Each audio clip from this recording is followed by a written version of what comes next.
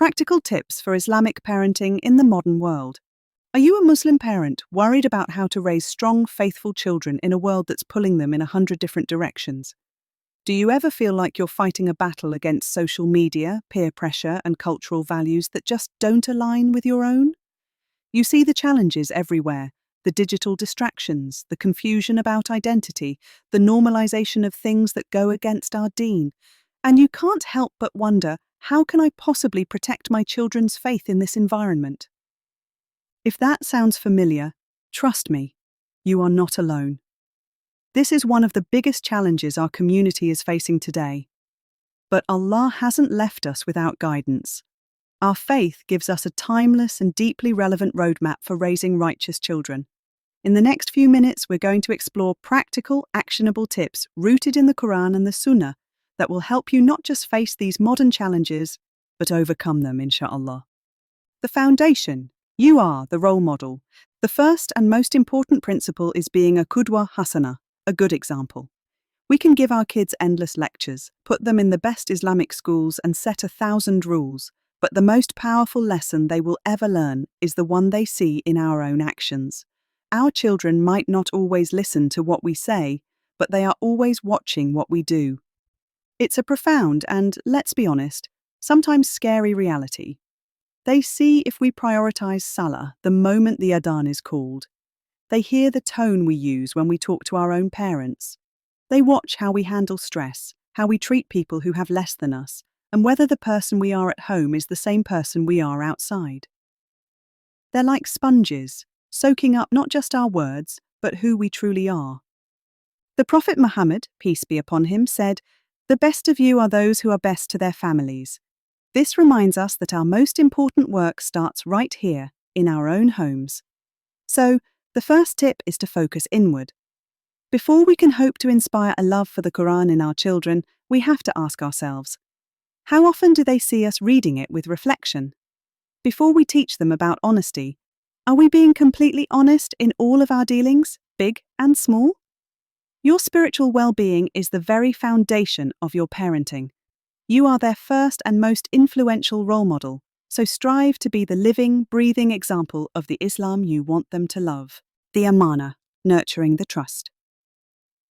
Our second tip involves a fundamental shift in how we think about our children. In Islam, our children aren't our possessions. They aren't projects we need to perfect or little extensions of our own egos. They are an amana, a sacred trust from Allah. The Quran tells us that we are guardians over our families and we are responsible for them. This is a heavy responsibility, but seeing it as a trust instead of a task of control changes everything.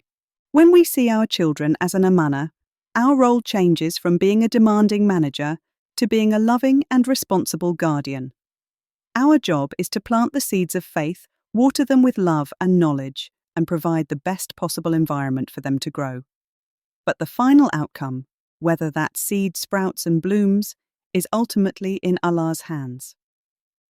Realizing this should free us from the crippling anxiety of feeling like we need to control their every move and every choice. It moves us from a place of pressure to a place of prayer. Instead of saying, "You must be this way," we start making heartfelt dua, "Oh Allah, please guide my child." This doesn't mean we become passive. On the contrary, we work harder than ever because we know we're accountable to Allah for how we handled this trust. We provide the guidance, we set the boundaries, we teach with patience, but we do it all with humility, knowing that true guidance comes only from Him. This perspective protects our relationship from becoming a battle of wills and frames it as what it truly is: a shared journey towards Allah. The environment: cultivating an Islamic home. Let's face it, the world outside is loud. It's constantly bombarding our kids with messages of materialism, individualism, and values that often clash with our faith. It's impossible to completely shield them from it. That's why our third practical tip is to make our homes a sanctuary, a vibrant, positive, and unapologetically Islamic space. Creating an Islamic environment isn't just about taking out the bad stuff, it's about actively bringing in the good stuff. How do we do that? First, make Islam seen and heard. Let your home be a place where the Quran is played and recited regularly, not just on special occasions. Decorate with beautiful Islamic art that reminds everyone of Allah's majesty. Have a library of high-quality, engaging Islamic books for all ages that are easy to grab and read. Second, create beautiful family rituals. Maybe it's a short family halaqah after Maghrib prayer, where you share a story about a prophet or talk about a verse from the Quran. It could be dedicated screen-free time for family bonding or telling stories of the prophets at bedtime. These consistent positive moments create powerful emotional connections to the faith. They teach our kids that Islam isn't just a list of rules, but a source of warmth, connection, and joy. The goal is to make Islam a lived, positive reality in your home.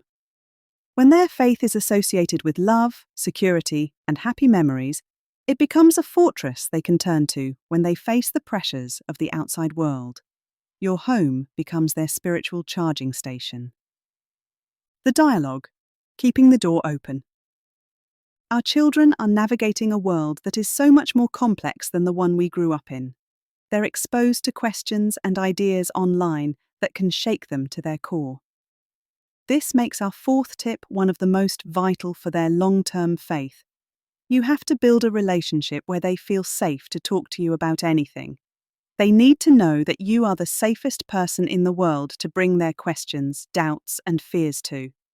Because if they're afraid to talk to you, they will go somewhere else for answers, to their friends, to social media, to Google, and those sources don't have their soul's best interest at heart. This means we have to practice active, non-judgmental listening. When your child comes to you with a tough question, even one that makes you uncomfortable, see it as a gift. It means they still trust you. Don't ever shut them down with, "You shouldn't ask that," or "Just have faith." Instead, validate their curiosity. Say, "That's a really important question. Let's look into it together." This shows them that Islam encourages critical thinking. Be ready to tackle the tough topics head-on: identity, social pressures, doubts about faith, and frame the conversation within the wisdom of Islam. When your children know they can come to you with absolutely anything and be met with love and a real effort to find an answer, you become their primary guide. You're building a defense against the misinformation of the outside world. The method: discipline with mercy. Finally, our approach to guidance and discipline, our tarbiyah, has to be balanced and full of mercy. The Prophet Muhammad, peace be upon him, was a mercy to the worlds, and that is the key to our parenting. Discipline in Islam isn't about punishment to get control, it's about guiding our children towards what is right. Our approach has to be free from harshness and shaming. Shaming a child for a mistake doesn't build taqwa or God consciousness, it just builds a fear of people. Our goal should be to nurture their personal accountability to Allah.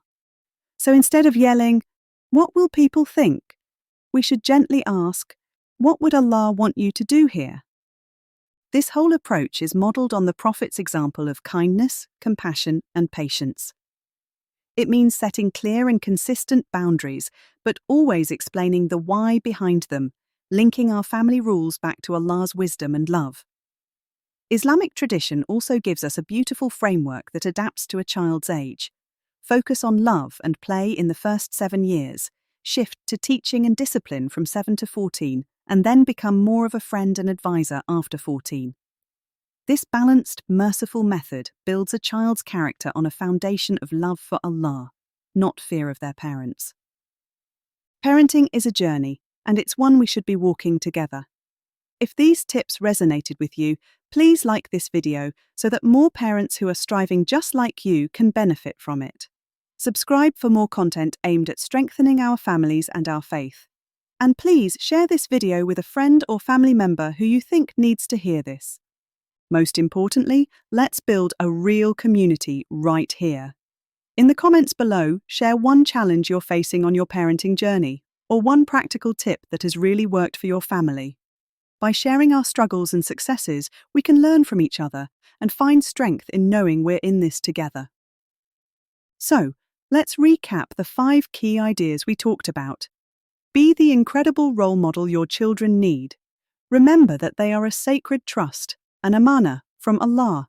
Create a vibrant Islamic sanctuary in your home, Foster open and honest communication, and lead with balanced and merciful guidance.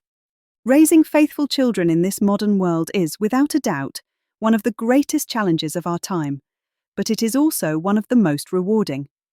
It's a marathon, not a sprint, and there will be tough days, but please, never lose hope. Your efforts, your prayers, and your trust in Allah are never, ever wasted. Our job is to plant the seeds and to nurture them. The results are always in Allah's hands. May Allah grant us the wisdom, patience, and strength to fulfill our trust in the best possible way, and may He make our children the coolness of our eyes and leaders of the righteous. Ameen.